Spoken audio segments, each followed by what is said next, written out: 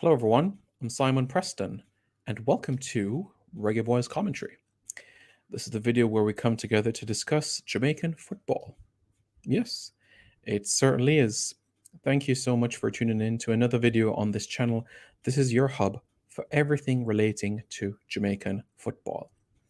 Now, we know the CONCACAF Gold Cup is behind us, and Jamaica has made a number of appearances at the CONCACAF Gold Cup 1991, 1993, 1998, 2000, 2003, 2005, 2009, 2011, 2015, 2017, 2019, 2021. So you could say Jamaica has had its fair share of opportunities playing in this competition. 10 years ago was the 2011 edition of the tournament. So I figured, let's have a look back at the team that we had 10 years ago, which was a good team. How did we do in that tournament 10 years ago, which had zero English-born players? How did they do in that tournament? Where are those players now? We had a camp in Brazil prior to the Gold Cup itself, which I believe was set up by Alfredo Monteso. I believe so. Yeah. So we started the group stages of the Gold Cup 4-0 victory over Grenada. Luton Shelton, Ryan Johnson, Demar Phillips, and Omar Daly with the goal of the tournament, the goal that led him to play in the Scottish Premiership, the goal that led him to play UEFA Europa League football on a consistent basis. Then we took on Guatemala, we won 2-0, Demar Phillips scoring a brace there. And then we took on Honduras, and Ryan Johnson scored. First time Jamaica was ever topping their group with 9 points at the Gold Cup. First time we won 3 straight games in the Gold Cup, in the group stages, that is, of course. Top the group, United States messed up their situation because they lost 2-1 to Panama. They finished second in their group, and we played the United States in the quarterfinals. There was some hope because Landon Donovan was at a wedding, and we were thinking that he was going to engage in a lot of festivities, but he didn't. And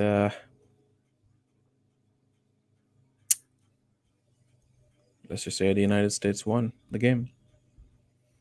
A game which he should have won, but tactically it wasn't the best in terms of how we set up, because the United States, in a sense, clogged the middle. And basically they had 5v2 in the midfield. So that was the reason why everything for the United States was just going in their favor in that game. We had one chance from Luton Shelton. Dane Richards provided a bit of width there, but it was just a difficult game to process. Honestly, it was. Let me just give you an idea. Hopefully, this gives you an idea of how we're set up. I'll hopefully show you a picture to see what exactly I'm talking about. If it can be put on another page, then great. All right. Okay, good. This should be able to share the screen, so I can be able to show you exactly what happened and why we didn't shine against the Americans as we should have. Is this it? It is indeed. Okay. So look in the middle. You'll see that the United States had Michael Bradley, Jermaine Jones, Bedoya, Dempsey, Sacha Cleston. And we only had Jason Morrison and Rudolph Austin. So they created, when you do a circle in the middle, what do you see there?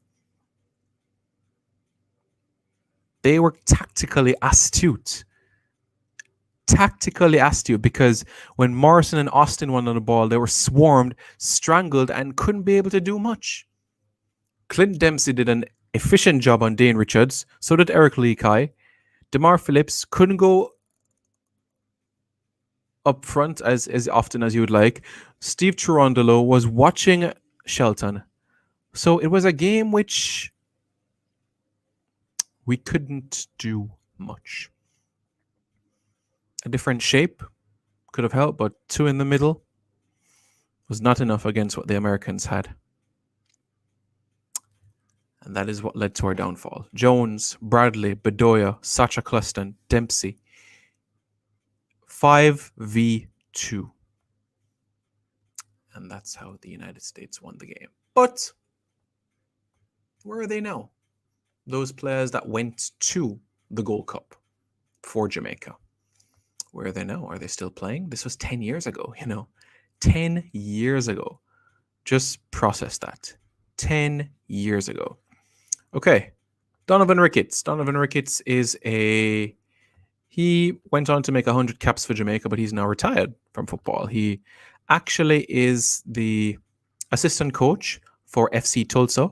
FC Tulsa, if you guys were not aware, play in the USL Championship. So he's not only the first assistant, but he's also the goalkeeping coach. Richard Edwards, he's in Canada working on his coaching badges. Decoy Williams, he last played for Harbourview, and he's also doing coaching as well. Shavar Thomas, he's at the Turks and Caicos Islands. He's one of the assistant coaches of the Turks and Caicos Islands team. Captain Jamaica that Gold Cup in particular. Ian Pepe Goodison, after leaving Tranmere Rovers, he came back and helped Olympic Gardens to promotion from the Major League to the Super League at the tender age of 47. Just let that sink in. 47, Ian Pepe Goodison. At 47. I'm going to repeat it.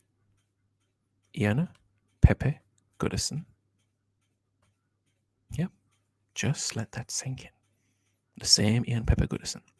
Jermaine Taylor, he's still playing football in the USL.